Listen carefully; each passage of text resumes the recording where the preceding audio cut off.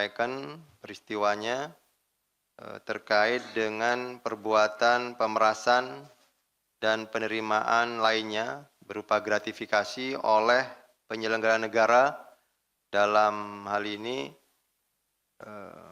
penyelenggara negara di Universitas Jenderal Sudirman terkait dengan penerimaan mahasiswa baru yang sedang berproses sampai hari ini. Untuk konstruksi perkaranya sebagai berikut, bahwa menjelang pelaksanaan penerimaan mahasiswa baru dalam konteks kalender akademik yang dilakukan setiap tahunnya, UNSUD membuka pendaftaran mahasiswa baru jalur mandiri. Jadi ada 3 jalur, yaitu ada SNBP, Seleksi Nasional Berdasarkan Prestasi, SNBT, Seleksi Nasional Berdasarkan Tes, dan yang terakhir adalah Seleksi Jalur Mandiri. Bahwa kemudian seleksi jalur mandiri di UNSUD ini merupakan jalur pendaftaran yang dibuka dan dikelola secara mandiri oleh pihak UNSUD. Di mana dalam proses penerimaan tersebut, calon mahasiswa dikenakan biaya pembayaran uang kuliah tunggal atau UKT dan iuran pengembangan institusi atau IP yang berbeda-beda sesuai golongannya masing-masing. Seperti ini misalnya di Fakultas Kedokteran, rentang UKT-nya mulai dari 7,1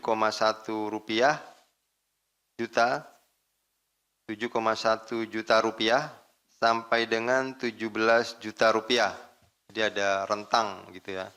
Ada rentang yang dari yang paling kecil sampai yang paling tinggi. Sementara di rentang IP pada Fakultas Kedokteran itu mulai dari 100 juta sampai dengan 260 juta. Ini untuk yang di Fakultas Kedokteran. Ini ada rentang untuk iuran pengembangan institusi yang berbeda-beda yang tentunya ini memang disesuaikan dengan kemampuan dari peserta atau mahasiswa baru. Namun demikian dalam proses penerimaan mahasiswa baru melalui jalur mandiri ini, KPK kemudian menemukan adanya dugaan tindak pidana korupsi berupa pemerasan dan perbuatan penerimaan lainnya berupa gratifikasi yang dilakukan oleh penyelenggara negara di lingkungan Universitas Jenderal Sudirman. Sehingga kemudian biaya tambahan yang timbul dari pungutan atau di luar biaya yang resmi yang dikeluarkan tadi secara resmi oleh UNSUD, yaitu UKT dan IP. Dan ini dirasakan sangat memberatkan bagi calon mahasiswa baru, tentunya orang tua dari mahasiswa yang bersangkutan. Jadi ada beberapa klaster, ada 3 klaster yang kemudian dikelompokkan oleh tim dari peristiwa kegiatan rangkaian kegiatan penyelidikan sampai kemudian hari ini kita sudah menetapkan naik ke tahap penyidikan. Untuk klaster pertama,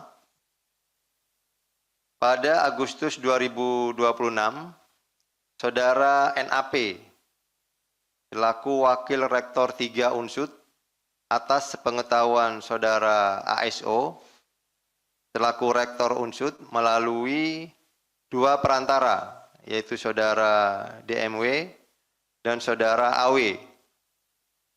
Keduanya selaku pihak swasta, ini diduga meminta sejumlah uang kepada orang tua calon mahasiswa baru di Fakultas Kedokteran senilai 650 juta untuk 1 mahasiswa.